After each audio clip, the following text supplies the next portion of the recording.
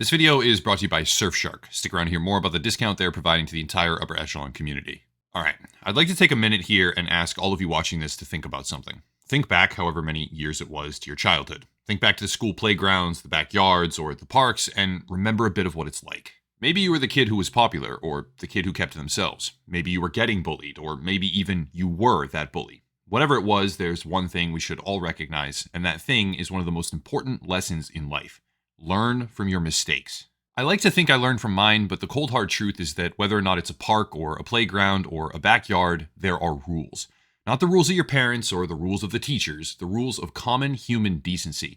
And when those rules get broken, someone has to speak up. We've all probably seen it. A crowd of kids standing around, one of them beating up on another. A group of children rushing by, hoping to avoid the bully and come out unscathed afterward. Or a classroom of people that know what just happened 5 minutes prior, but chose not to say anything. At some point, it stops being an option. At some point, someone needs to speak, and even if they fail, they have to at least try and put an end to the abuse.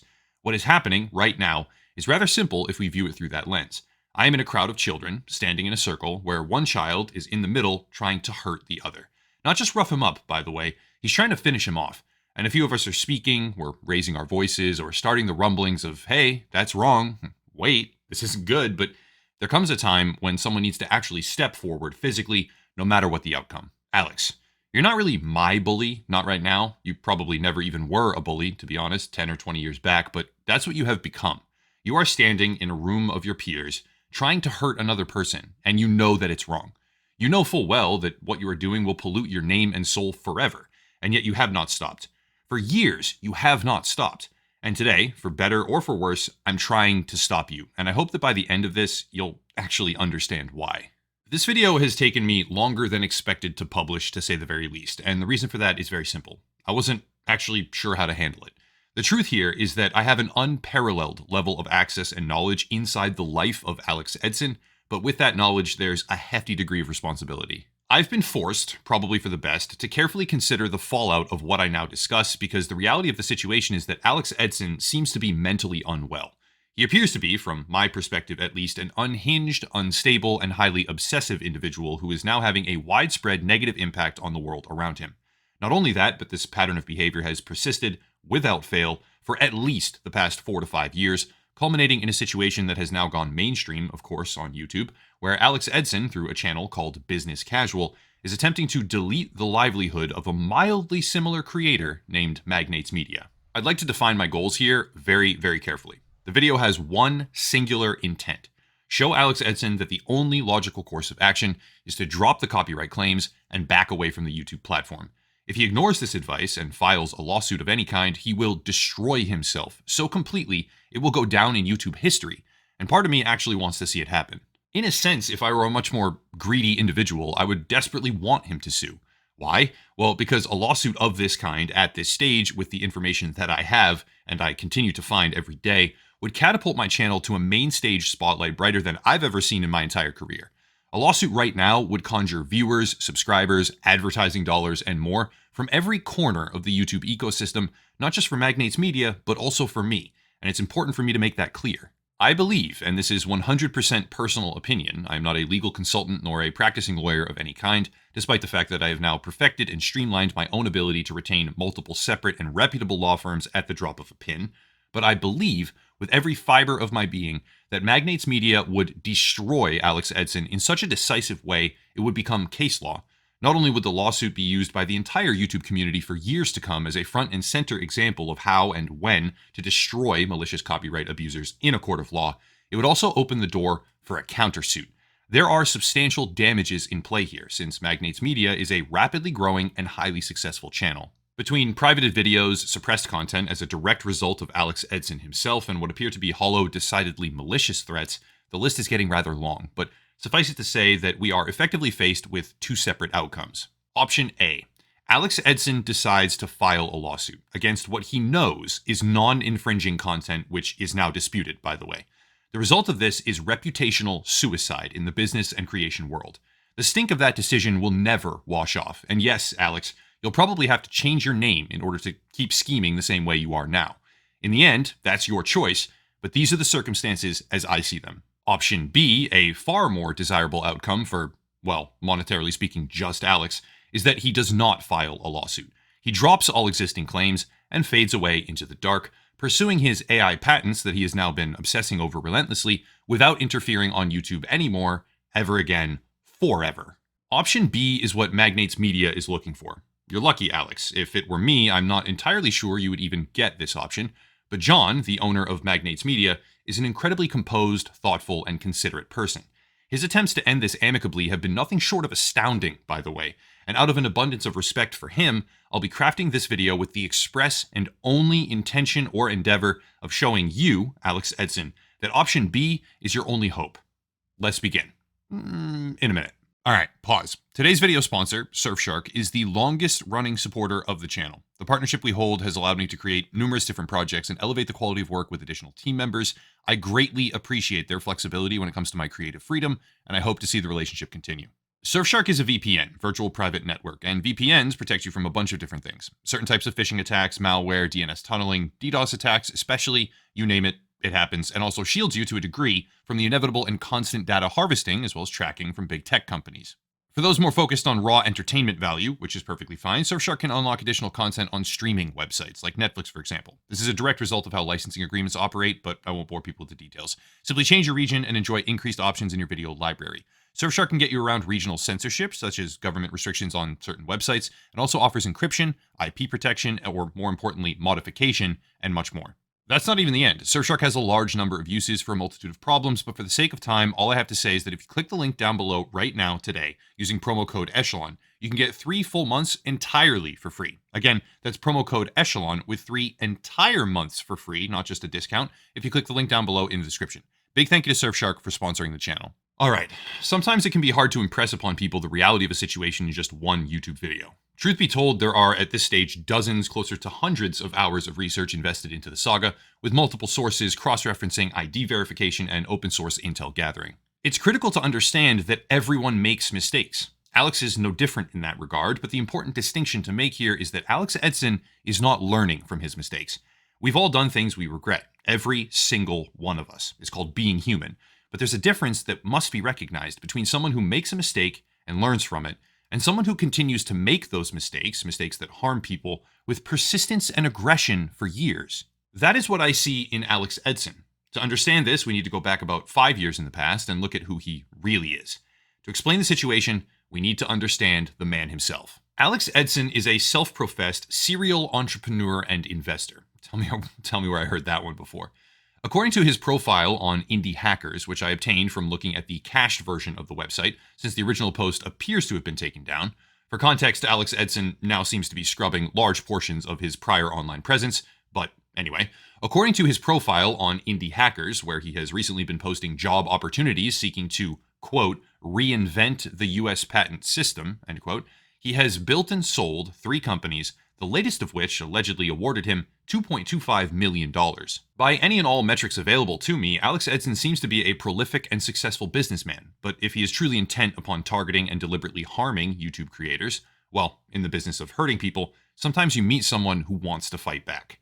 You, Alex, I will intermittently speak directly to you throughout this video, you stripped John of his ability to really do that. You assassinated his voice by attacking the way that you have. So now you get to deal with me. Let's go back in time and look at a few of these companies. What are they? What did they do? And what can we learn from them? As we do that, however, there's one more thing to be aware of. This right here is eBrands, a Delaware registered company appearing to be owned by Alex Edson that has taken in roughly $1.5 million in funding during a singular investment round. Boring? Yeah, kinda. But remember, according to the most recent activity of his I could find, he appears to be funding a further venture with $1 million that he made from the sale of a previous business. I believe that this newly funded venture is either eBrands or a company called Westinghouse AI, operating beneath eBrands as an umbrella. And later on in the video, we'll talk about why that is. All right, going back in time, there's really only one place to start: Power TV. Alex Edson, during a period of time where multi-channel networks were all the rage on YouTube, harvesting enormous amounts of revenue from creators, often with malicious and predatory revenue structures, decided that owning a multi-channel network was his calling. That channel was Power TV, which was a subsidiary of ScaleLab. ScaleLab had its own set of issues, large ones, but focusing on Power TV for today, there are a multitude of complaints from creators. Allegations run wild on social media about Edson's conduct and his obsessive or vindictive behavior aimed at silencing his own networked creators should they ever disagree with him. These allegations, from many, many notable YouTubers by the way, include talk of sexism, false flagging campaigns, deliberate interference in channel activity, getting account features revoked, and more. But none of that stopped the network from being an unequivocal success in the sense that Alex Edson managed to become the primary representation for Jake Paul and Team 10. That's no small feat, and even at that time, years ago, the network began generating tens of thousands of dollars per month, with dozens, even hundreds of creators being onboarded of all different sizes. Truth be told, Alex may have had a future in this. He could have treated creators properly, attempted to provide value and run a legitimate business, but somehow, some way, he decided not to. There's more I could say here, focusing on how Alex Edson allegedly tricked creators into signing away their entire livelihood, stole channels right out from underneath them, and seems to have manufactured a living hell for most of his members, if any of their testimony is to ever be believed. I delved much further into that during a prior video with an emphasis on the video game creators and Minecraft side of things, but a few individual examples are as follows. Keep in mind, this section is based on a prior video of mine with an enormous amount of research and content looking at Power TV from about 8 months ago. Verifying that he was indeed the owner through various different forum posts where he bragged about the network he had created, I discovered reports from Rainimator that Alex Edson had manipulated him, reneged on a contract deal, and deleted all of the manipulative and deceptive communication afterwards. According to a source named Twist, publicly claiming to be one of Edson's prior business associates, which I was able to cross-reference, by the way, Alex would task him with false flagging campaigns against various individuals who did not wish to sign on with the network. In another tweet, he would even go so far as to claim that he was improperly or never even paid. From a user named Sultanimate, there were public allegations that Alex had actually stolen a full video. Questions of plagiarism were raised, and further testimony from additional accounts who claimed that Alex still owed them decent sums of money, which had never been given. Another extremely notable example was Kevin MMP, a Minecraft channel who alleged that Alex Edson had, in essence, abused his account horrendously and provided compelling evidence to that end. I'll link that video down below. After that, there was testimony from other large creators, such as Jobless Garrett, for example, that many of the people Alex had worked with were afraid to even speak up due to legal threats. And when looked at in context with a thinly veiled threat against Magnates Media being used to leverage false copyright strikes into a weaponizable apology, plus my own communication with him from the past where I can see who he is and how he acts, things begin to make a whole lot more sense. Allegations of dislike botting, more lawsuit threats, predatory contracts, accusations of malicious PayPal chargebacks, the list goes on. Small channels that were just finding some degree of success were allegedly being ripped out from under the creators who started them, all for the benefit of Alex Edson and Power TV. I want to focus in on a specific example here, one that I realize is now extremely important to the story. That example is Tag Animations. Tag Animations, unfortunately, spent some time working for Alex Edson, where he completed a series of standard industry jobs. The theme of those jobs should be kind of self-explanatory here. After the relationship went sour, Alex Edson allegedly sent threatening messages to Tag Animations. One of those threats pertained to PayPal, allegedly saying that Alex would contact the company and get them to delete the accounts for Tag Animations. Other messages allegedly included threats of an IC3 permanent record police report, and even threats to call his employer, Best Buy. Alex Edson seemed to be using everything he could possibly find, everything at his disposal, as would a malintended bully, really, to suppress and tear down his victim. The video I've already done on this portion of his life is almost 30 minutes long, and there's no need to rehash all of it here and now, but for a complete understanding of the topic, Power TV is an essential piece of the puzzle. It is, in effect, his foundation here on YouTube. What's next? Next, we move on to MailTag.io. This is where things get wildly more interesting because MailTag was a shit show. I'd like to add that in the time since Edson sold off this particular business, it seems to have dramatically improved. Go figure. I'm not here to disparage the MailTag brand, in essence, only to highlight the early stages of its life cycle as a company and let users draw their own conclusions. MailTag.io was effectively a copycat software as a service program similar to MailTrack, and by all accounts, at least in the early stages, it was rather successful. Successfully funded in 2019 on a platform called Republic, MailTag managed to receive over 400% of its initial funding goal. People liked the program, but it didn't stop there. On the MailTag crowdfunding page, there is one update from CEO Alex Edson. Quote, "Hello all. Today I am incredibly excited to announce that MailTag has reported its first month of net profitability. It took over 2 years, but we're officially no longer cash flow negative. Thank you to our incredible investor base for the continued support." End quote. That's great. Congratulations, man. A successful crowdsource, a successful product, and positive cash flow. What could go wrong? The answer to that question is everything. It turns out in the comments of that post, we have a bit of a lead here. A user by the name Felix Josman alleges, with evidence by the way, that MailTag had adjusted their systems and prevented users from canceling their subscriptions. Not just policies, mind you, it turns out that a veritable army of disgruntled users could be found lamenting the exact same thing. And in the case of Felix Josman, in his Twitter thread, which detailed evidence of the problem, Alex Edson also tried to threaten him with a cease and desist, claiming that if the thread was not removed, swift legal action would follow. Flash forward years later, and the thread still exists, once again demonstrating that Alex Edson has a repeated pattern of weaponizing the legal system against anyone who tries to fight back ever. Accounts of alleged malpractice by Alex Edson during his days at the helm of MailTag are everywhere. Twitter, Facebook, even a website called Product Hunt where Alex still has a profile.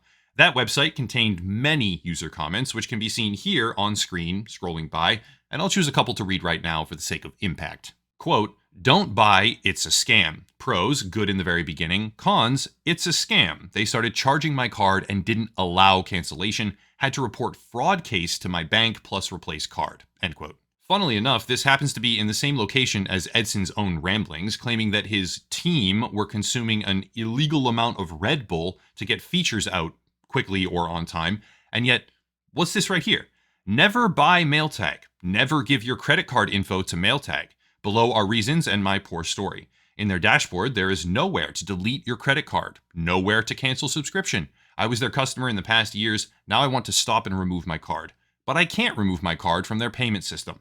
I failed. Now they charge year by year. Just like thief, steal money from your pocket forever. End quote. Further down, I have recently faced a similar situation. More after that, I am a full year prepaid subscriber. The product stopped working just after he closed a funding drive. Go figure. And another one, quote, "First of all, thanks to the new owners for taking over this product and making it work again. As many have mentioned, it went to a complete hibernation for a long time. Nothing was working. My 1-year subscription seemed like a total waste until Ben and Joe took the ownership." End quote. And please do remember those names, Ben and Joe. I could read more for people that are interested. I told them not to renew, but they did anyway. They made it impossible to cancel the subscription, etc., etc., etc. But you get the point. MailTag, owned and operated at the time by Alex Edson, was a complete and total disaster. Truth be told, if that's all there was, I wouldn't even make a video, but there's more. As it so happens, MailTag is one of the businesses that Alex Edson successfully sold. When he did, he handed the assets over to a pair of individuals named Ben Cohen and Joe Spicer. These two men put in an incredible amount of work trying to fix the company, by the way, evidenced by their consistent outreach to the likely enormous number of aggrieved parties who allegedly, as per their own words, publicly online, were unable to make Edson's company stop charging their credit cards. But they also did something else. This is an archive. It's an archive that may be gone soon because Alex Edson has worked incredibly hard to scrub this from the entire internet, but it's an archive that references an AMA, Ask Me Anything, with Joe Spicer and Ben Cohen called Sex, Drugs, and SaaS, or Software as a Service. Let's read the description. Quote, "Ben Cohen and Joe Spicer tell all in an exclusive Ask Me Anything session. Ben and Joe thought they had found the perfect acquisition target in MailTag.io. Turns out they spent 6 figures on a nightmare of a SaaS company. It all started when the ex-CEO of the acquired company forgot to pay his stripper." End quote. That right there sounds like a hell of a story that apparently many, many thousands of people read about before it got pulled down on most platforms. However, Alex, I speak directly to you now. I have no intention of discussing that story in any capacity. I see no value in that, nor is it within the confines of this encounter we are living through at the moment, and I want to make it clear that learning from mistakes and growing as a person is what we should all want to do, especially you. That might be disappointing to viewers. I know it sounds juicy and feels like I'm dangling the drama carrot out in front of everyone in a way that they might not appreciate, but sometimes, in some cases, there's a line. Alex Edson is likely not in a strong mental position right now. I understand his obsessive nature. I understand his insatiable desire to control and manipulate people, but I'm not here to become evil and vile and hateful like he seems to be. We all deserve a second chance, or I guess like a 15th chance in his case, especially in our darkest moments. and with an explicitly stated goal of saving Magnates Media from wrongful termination, that is what this whole thing is about, I'm choosing my words with extreme care. There are rules, Alex. Rules of common decency. Rules where we all get judged one way or another, and while it's clear to me that you have no regard for those unspoken rules, that does not mean that the rest of the world should sink to your level and use lawsuits to hurt people purely for personal gain. I shall remind you, the right to speak, guaranteed by the First Amendment to the U.S. Constitution, includes the right to voice opinions, criticize others, and comment on matters of public interest. It also protects the use of hyperbole and extreme statements when it's clear that these are rhetorical ploys.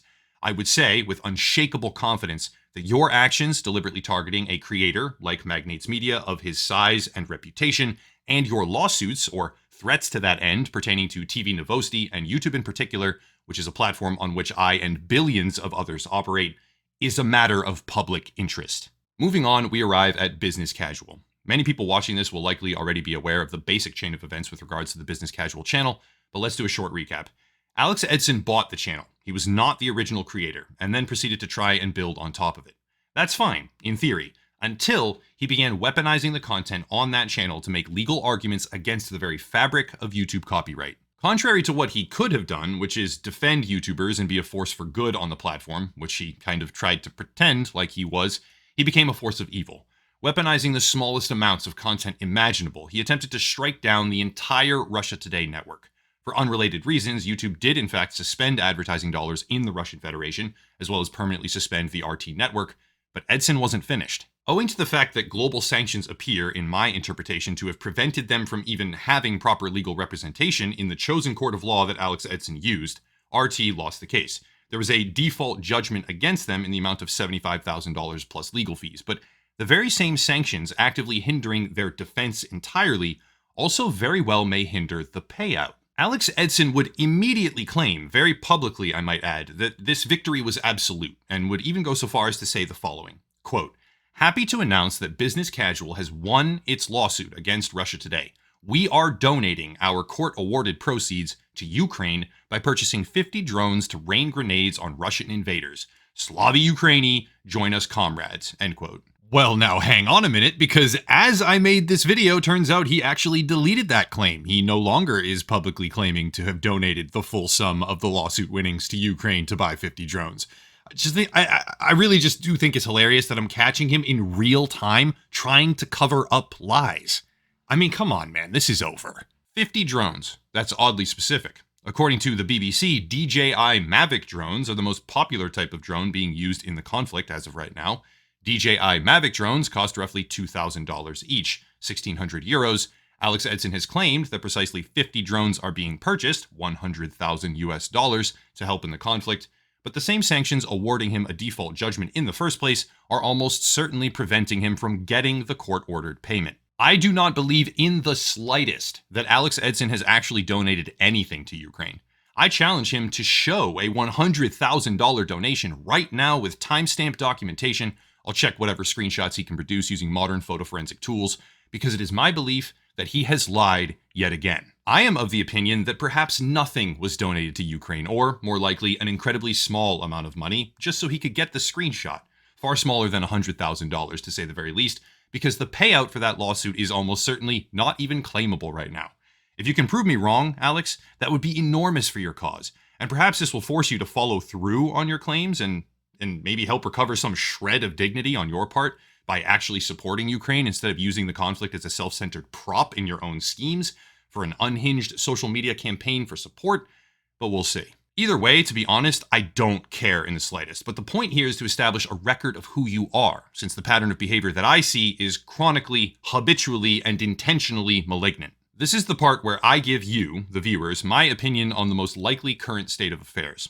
After buying, building, or stealing multiple businesses and YouTube channels, more than just business casual, Alex Edson is sitting on a pile of cash from now selling some of those assets and properties. His company eBrands has made 3 investments under its umbrella, with 2 exits, and is now attempting to expand into AI. Westinghouse AI, a patent-centered startup, appears to be his focus, where he seems to be, as per now deleted Google cache fragments, filing as many patents as humanly possible.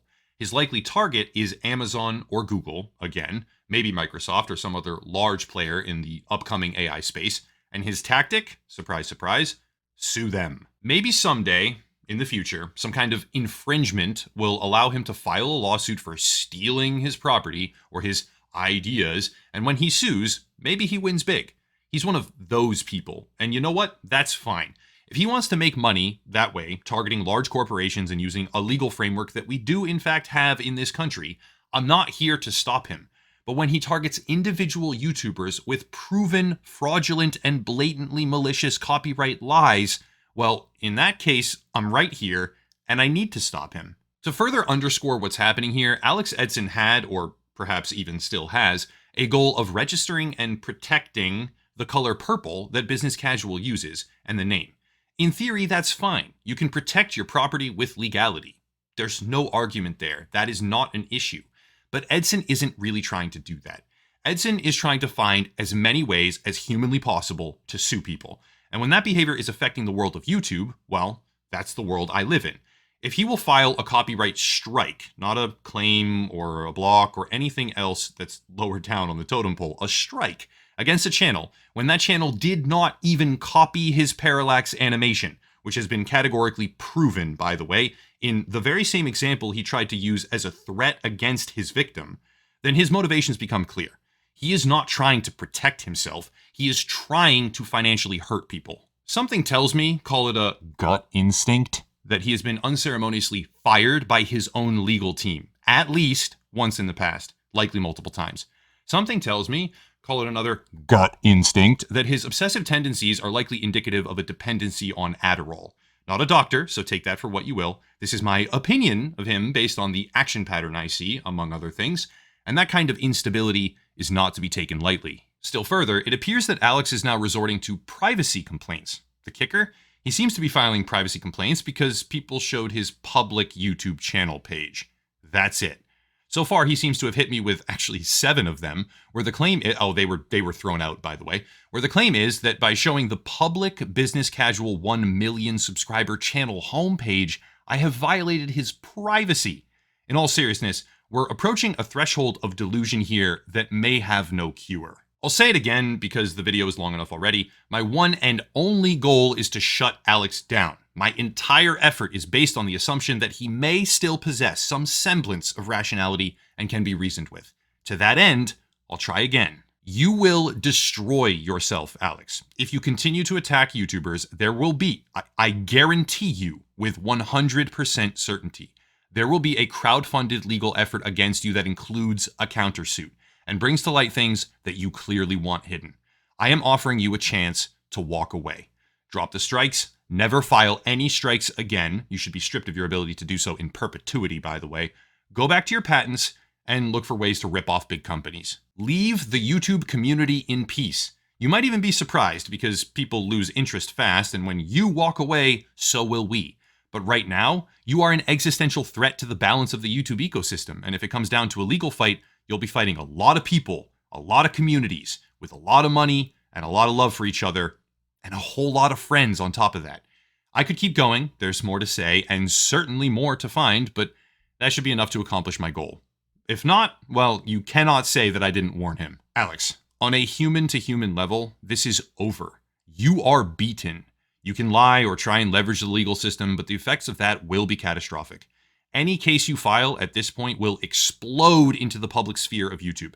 You spent your time on this platform hurting people, deceiving them, and making enemies. If even a tiny fraction of the allegations out there are true, you would be pushing a self-destruct button by going down this road. And if I can't help you see that, then maybe you're just too far gone, and it should happen to you. Alex, this life is a test, and we only get one chance. You are failing. I now believe, based on everything that I've learned, found out, and discovered, that you are in pain. I probably had quite a lot to do with that based on my prior videos, but I mean this when I say it. Move past this. Don't let this destroy you by thinking that every single time someone says something you don't like or criticizes you, that you have to try and hurt them with the legal system. I know that feeling. Well, not the legal system part really, but I know the basic gut feeling that you get. I understand it. I felt it before and I've struggled to shut it down. But this time, you get to walk away. You are able to let this go. Truly you are, if you make that choice. And right now, for the betterment of your life and the lives of everyone else around you, I hope you're willing to do that. Everything in this video is defensible. I presented allegations for what they are. I labeled opinion for what it is. And I showed the world the legacy that you are currently leaving behind. It's up to you to change that legacy. No one can really do it for you. But first, you have to want that. First, before anything else, you have to stop trying to hurt people. It's advice that should ring true for all of us, including and especially me, because truth be told, I see myself in you. I see myself if I had failed to pull back from the edge years ago during a very dark time in my life and gone forward to believe that harming people is just a natural way to get ahead and it's perfectly acceptable. You have to stop trying to hurt people and find something else, anything else to focus on. I hope you will be willing to do that. This is a sincere effort, Alex. Please listen. For everyone who made it this far, there is, once again, a bounty puzzle to find and solve. Maybe not even just one, by the way. There's twists and turns. We are slowly progressing a game. For those that don't know, there are some codes hidden at various points in the video with different techniques, which can then lead to a reward bounty if you figure out what to do with them. It's pretty complex. Well, it's getting more complex. And over time, it'll get more and more complicated. For winners, we had a little bit of a hiccup last time, just housekeeping items here. Don't use the Amazon code to buy another gift code.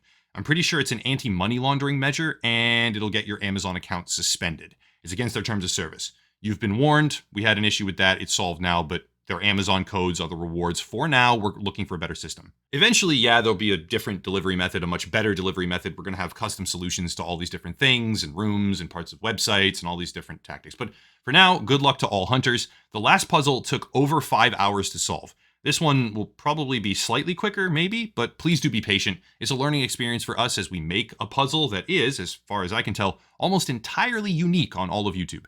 If you want a more detailed description of how it works, feel free to check the latest 2 videos on the channel at the way end. That's where I talk about it. But the puzzle is eventually going to be sink or swim.